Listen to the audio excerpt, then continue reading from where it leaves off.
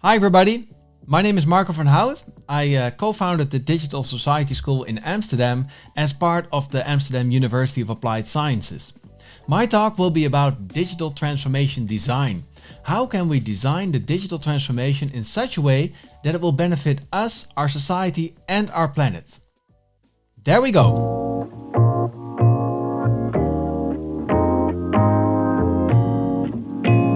Offices are closed, schools are closed, borders, cafes and shops are all closed. These days we all work, learn and meet from home online.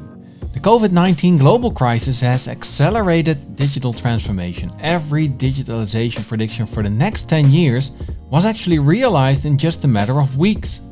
Tweets with the best routines to work from home go viral. Universities are proud to share their successes with taking education fully online, and heads of state are meeting online while raving about the time they save for not having to fly everywhere.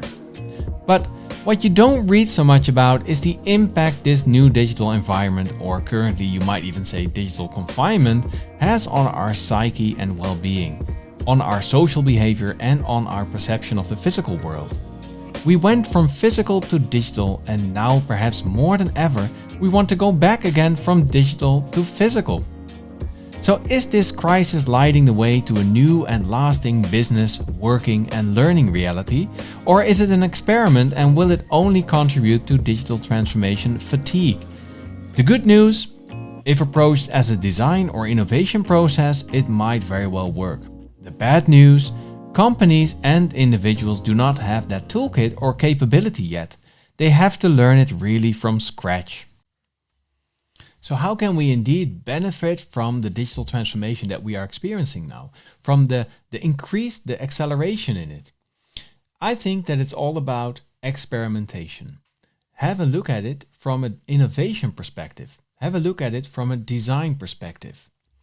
Digital transformation design is all about perception, direction, and experimentation.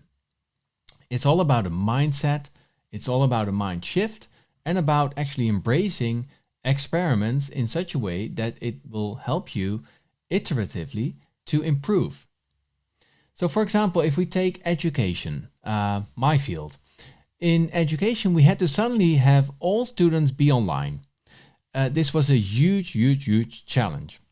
And we did it. Everybody was raving about the success. Everybody was saying, oh wow, this is amazing. We can actually go online. We can teach our students online through the applications, the tools, everything that we have already at place.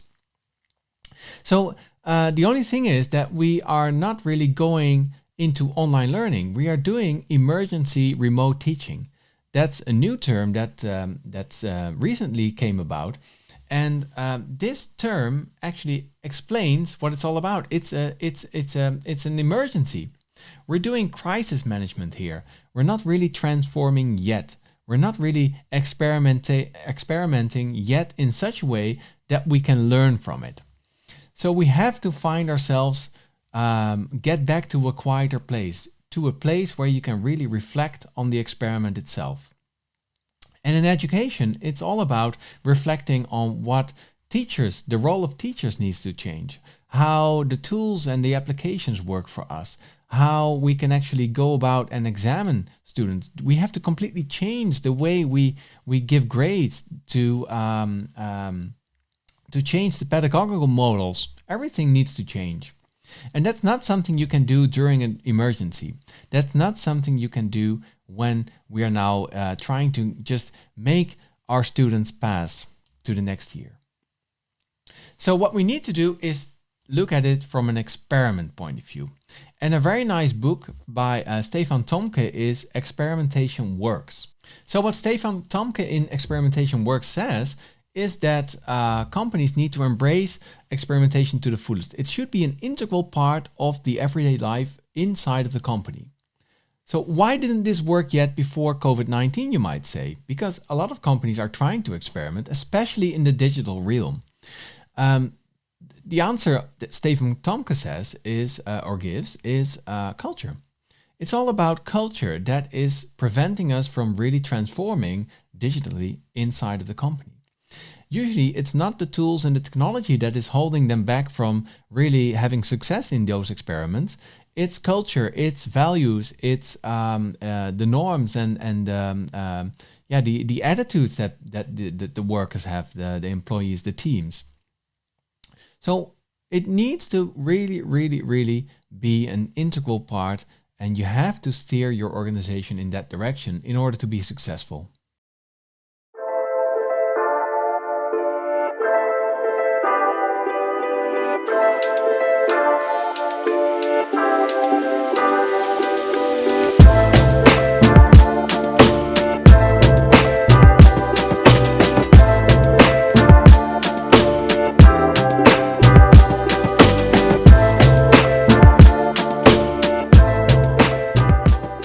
And I think the companies that survive strategic inflection points, which I write about a lot, tend to have been in motion already. We all call this part of the new strategy playbook. They've tended to be already doing experimentation. They have teams that are sort of trained in how to do this. They're a few steps ahead. So if I put this all into context, the original idea behind discovery-driven planning came from the world of innovation. And when you're thinking of doing something that's innovative, your ratio of assumptions that you have relative to knowledge is very high. So you're making a ton of assumptions relative to what you actually know. And you can't really plan sensibly in a world with that much uncertainty to it.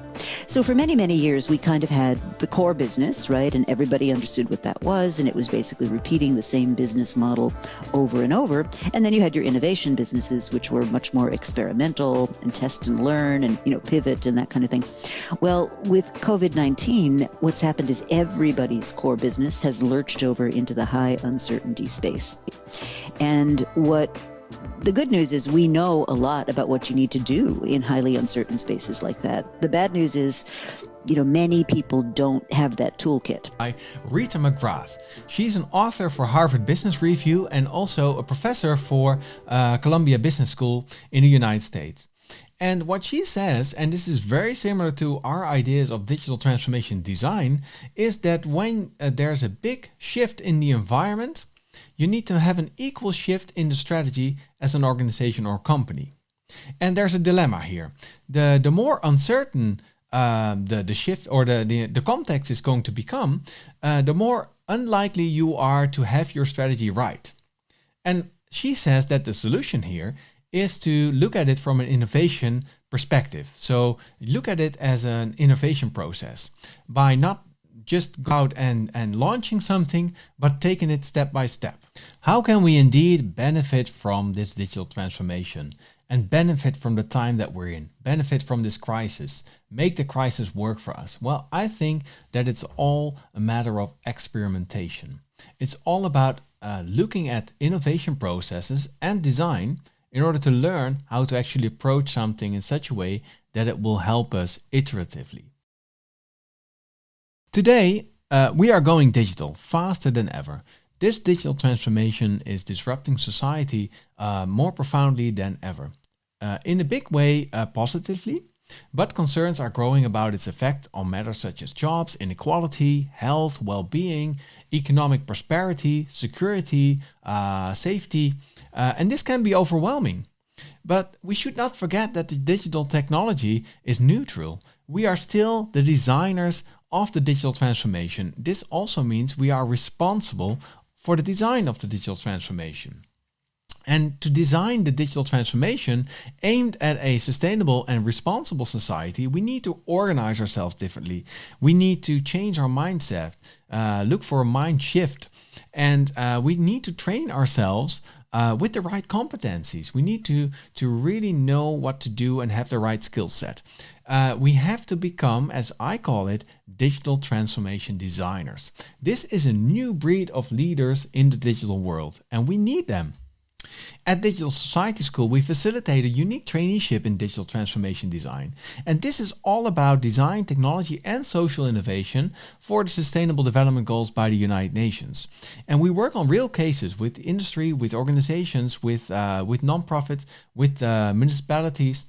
And we have teams that work on those of trainees from all different disciplines, from all different cultures all around the world, and they learn how to actually use the digital transformation.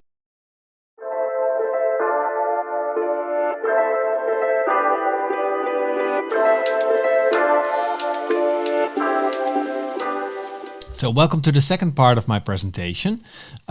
This is the part in which I want to talk a little bit more about how digital transformation design uses design. And if we want to use design to its full potential, what roadblocks are we facing in order to have the right impact? So in the next 20 minutes or so, I will address 4 key issues that I believe are holding us back from truly having impact on sustainable development in the light of design. And then I will also briefly discuss how I think we can organize ourselves differently with the right capabilities to have that desired impact, so to speak.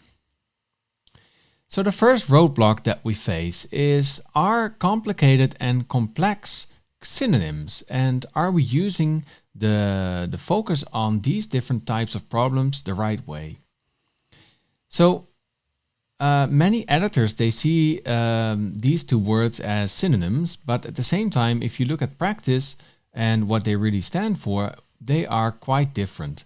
If you look at complicated problems, they are actually quite hard to understand, but they are fixed in an order of a system. They are bound to rules, and they are, and therefore, I mean, if you understand the rules correctly, they are easy to solve, or at least they are solvable. Then you have complex problems, and these problems are highly unpredictable, and you have a high level of uncertainty when you deal with them, and there are no rules, so anything can go. And in that sense, you need to not focus on solving them, but more on managing the system around them. And that requires a very different focus. And therefore, I want to make a big difference between complicated problems and complex problems, especially if you talk about design, where design is really about solving, or at least guiding things in such a direction that they are becoming beneficial for people and planet. So complicated problems can be hard to solve, but they are at least addressable with rules and recipes, like I said, like the algorithms that place ads on your Twitter feed, for example. Complicated problems can also be resolved with systems and processes, like, for example, the hierarchical structure that most companies use to command and control employees. However, solutions to complicated problems don't really work as well with complex problems. So complex problems involve too many unknowns and too many interrelated factors to reduce the rules. And a technological disruption like blockchain, for example, is more of a complex problem. A competitor with an innovative business model like an Uber or an Airbnb, that's a complex problem. There's no algorithm that will tell you how to respond. So very often we still treat complex problems as if they were complicated. And that, I think, is a roadblock for us in digital transformation. So to give you an example of a complex problem that was actually treated as if it were complicated. In China, many people, they jaywalk. So that means that they cross the streets when it's still with a red sign. And this has caused dangerous situations, and at the same time also a large high death toll. So they wanted to, of course, solve that. And what they did was treat it as a complicated problem. Okay, we understand what is the problem. It's difficult because it's about people and their behavior, but at the same time, we think we can solve it with technology. And what they did was they used AI and, of course, all the facial recognition systems that they already have in place in China, especially when you relate it already back to people, so they know who you are when you walk down the street. So they just posted smart, intelligent poles and cameras at the crossroads, and when someone would jaywalk, they would recognize him or her face, his or her face, and at the same time put that face on a large screen with a ridiculing message. For example, okay, this person is jaywalking, very large screen, so that you would feel embarrassed. At the same time, another part of that treatment was that they would send you a fine because they knew who you were and they knew where you live. So they would send you a fine at your home address. But okay, you might say, well, that's of course a good solution. Of course, we're going to leave alone a little bit the privacy issues there. But at the same time, I mean, it could solve the problem if it were a complicated problem. However, it's more of a complex problem because there's a high level of uncertainty who is there and what people are doing at those crossroads. So the camera and the system is not always right. So this lady is a known figure in business in that region in China. And she was very surprised. To her surprise, she was receiving a lot of fines for jaywalking at her home address. And she started investigating. And because he was very surprised, because she was a rich lady, or is a rich lady, and she never walks, let alone jaywalks. So she was always driven by a driver in her own private car. And what happened was that she is such a known figure. She's also on billboards and obviously also sometimes advertised with her company, with her face on the side of a bus. So every time a bus would pass the camera with her face, the camera would recognize her face and send her a fine for jaywalking to her home address. Complexity there, but treated as a complicated problem, and therefore it's not really a good and the right solution in this context. So for me, roadblock number one for us as designers in order to have real impact on sustainable development and on the digital transformation is that we treat a complex world as if it were complicated. The second roadblock, we are opting for change, always. So in evolution, being curious for change actually meant more certain death. As people, we are, in fact, in our core being, we are afraid of change. Every time we look beyond the horizon, we think, oh my God, there's a lot of uncertainties there, and that will probably mean more certain death. So we are trying to avoid change from our core self, but at the same time, there's nothing else we want more. Nowadays, we seem to not want anything else but change. And that is also for a big part to do with technology. Because technology is characterized by constant change. It has it in its core characteristic. Rapid innovation, creative destruction, and revolutionary products are part of technology in its core being itself. What I think is changing now is that the pace in which the change for us becomes a negative transformation has increased. So every time a new technology is introduced, it changes something. And if you look at this picture, for example, in how people in 1831 depicted the car as becoming something that would transform society, they would depict future problems like chaos, pollution, noise, smoke. So there were all of these issues that they would address, but it took us 100 years or more before we really started saying, well, okay, this is enough. We should perhaps cut down on the cars and at least try to look for alternatives. So if you look at nowadays at the technology that is being introduced, for example, with Facebook and all of its algorithms, the sliding scale slides way faster these days. So it doesn't take us 100 years anymore to start becoming critical about the technology and the transformation it makes. So Facebook is really, and all of the other big tech companies, they are under a magnifying glass in order to comply to what we want with technology. So the change for us and the transformation becomes negative more earlier for us than before. And a roadblock is then, are we talking about change or about transformation? And there, again, a big difference between the two words. They seem like synonyms and like with complicated and complex, but they are also used in that way, but they are very different as well. So if you look at change, Change is really about fixing something from the past. So you want to fix something, or if you see change, it always records back to something that happened in the past or that something was wrong. So you would ask yourself, what's wrong? I want to change it. I want to make that different. And then the second question people ask themselves, or when you talk about change, is how can this be adopted then? How can something then be changed and then be adopted in our daily lives?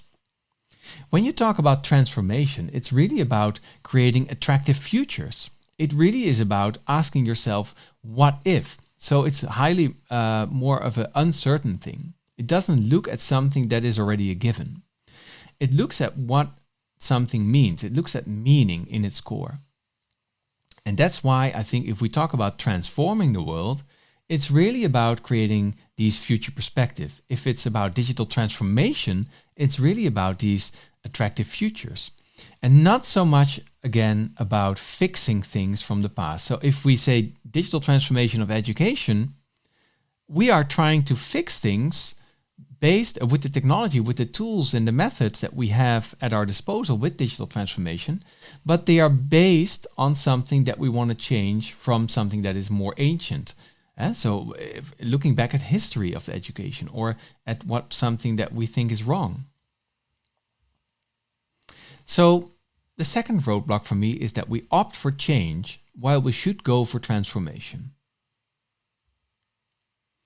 The third roadblock is all about that we talk global, but we act local. And this is also holding us back to have real impact at a global scale on sustainable development and the digital transformation accordingly.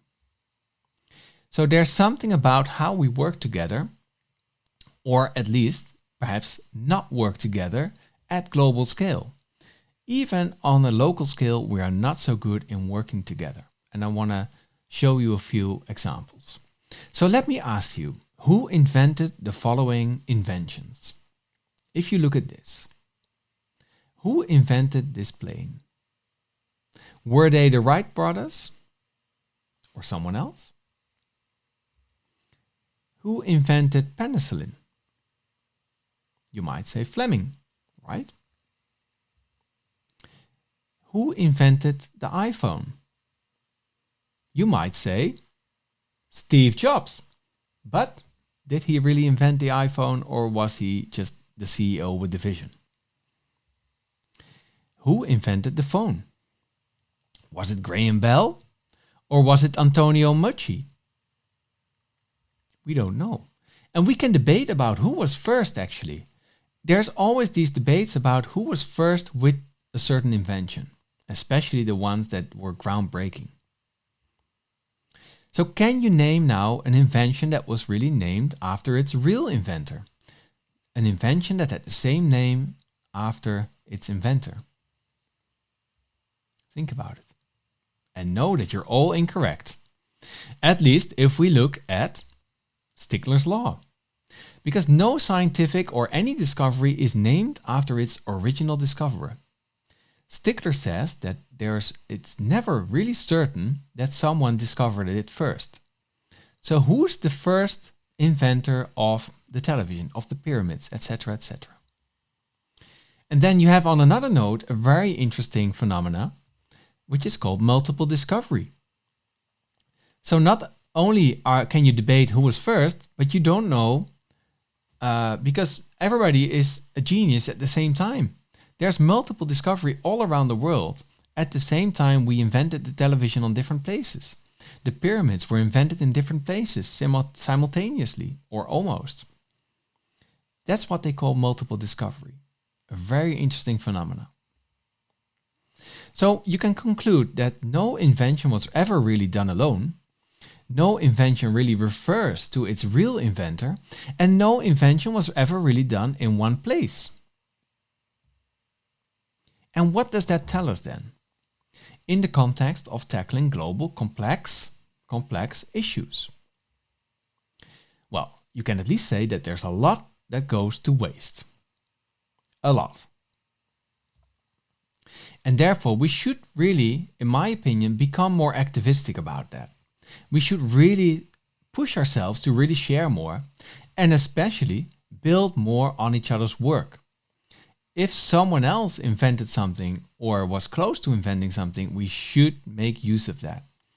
Imagine the force and the power that we can have when we use each other's insights more on sustainable development. The increase of speed will be tremendous.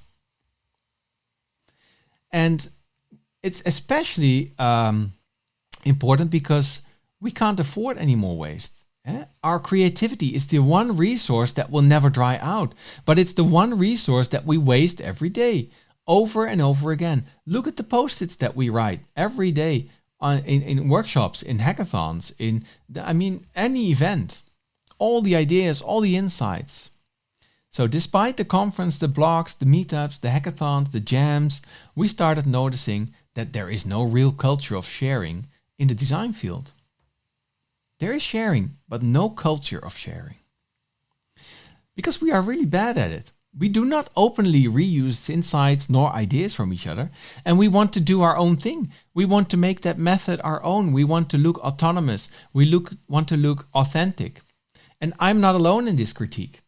So many have already opted for change in the design field. For example, Pixar president Ed Catmull said, "Designers, you have to get over the embarrassment to get things done." And Ryan Singer from Basecamp says, "The design field designs in secret," which is often true. So I want to call out the fourth and final roadblock. Vital insights from the design process are not documented, shared, found, and reused, and therefore go to waste. And I call that design waste. I'm calling now to the creative community to join the fight and start building on each other's work more. Let's not create more design waste than we should. So I want to also break down the roadblocks, which of course is what we want. Let me repeat the roadblocks one more time. First of all, we treat complexity as if it were complicated. Second of all, opting for change rather than transformation. We talk global but act local, and we do not solve design waste. So how can we break these up? Let's see the first roadblock. We should embrace that it's a complex world. We should consider things from a systemic view. We should always make sure to have an interdisciplinary, multicultural approach so that we can be successful with complex problems.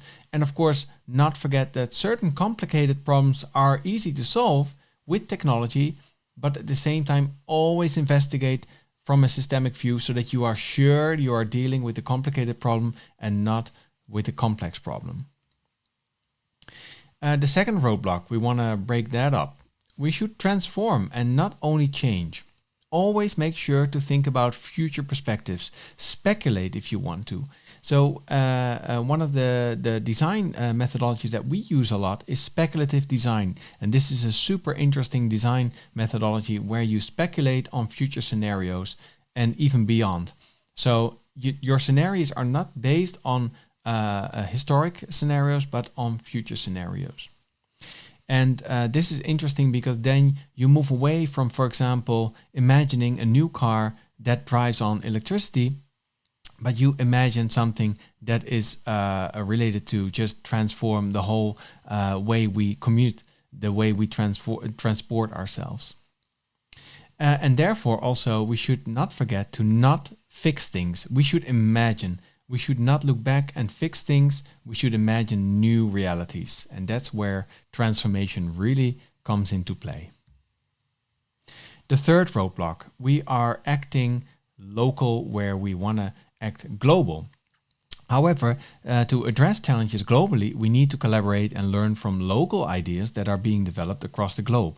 And one of the initiatives that we took was to start a collaboration with the United Nations Development Program around the global goals for sustainable development. We developed this toolkit that you see a small piece of, the Global Goals Toolkit, which includes design methodology, which includes different types of business methods and models. For example, the donut economy. And what we do is every third weekend of September, we organize a global 2-day design hackathon where last year over 95 cities and 5,000 people joined.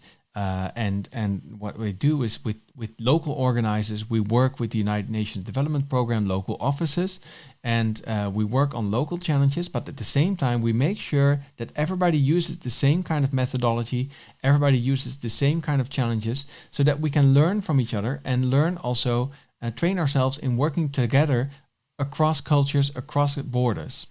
And this is where I think that multiple discovery comes into play again, where I said, let's orchestrate multiple discovery. This is exactly where we can do that. This is where you can really look into the value of cross-cultural design and using that for global goal solutions. The fourth roadblock was about design waste. So designers are not comfortable or confident enough to open up completely, we see. When we get more confident, a new phase opens up, and we believe that more in our process then, and we know that things are never perfect. So we start showing work earlier and start talking about our rationale behind it at a given step. You know, we might even be unafraid to open up our tools and to do some real work in real time in front of people and in each other's spaces. And that is what design in the open is. And the effect of truly open design, I think, is that we can inspire, involve, and really empower not only the design community, but the global community. So my call is to design in the open to avoid design waste and use our innovation, like I said, our power to orchestrate multiple discovery around the world and use each other's force. And the design superpowers are super important there. It's all about human and humanity-centered design. We are collaborative and multidisciplinary in the design field. We talk about experimentation. So we work iteratively. It's measured and it's iterative. It's about integration of tech rather than just the tech itself. So all of these design superpowers, as I call them, they make it really valuable to use design kind of way of thinking and doing in the digital transformation and in the sustainable development realm. So let's go for that.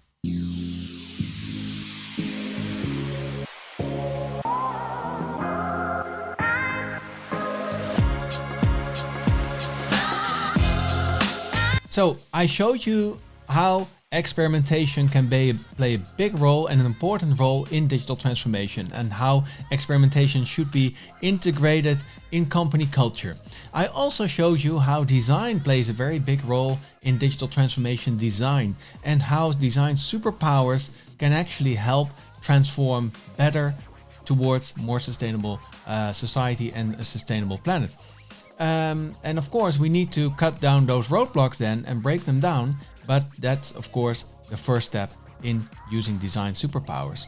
The third part that I want to talk about very briefly is how you can learn to transform. So it's all about personal capabilities. It's all about becoming a better professional, becoming a leader in this new digital world where you can use your capabilities to the benefit of digital transformation.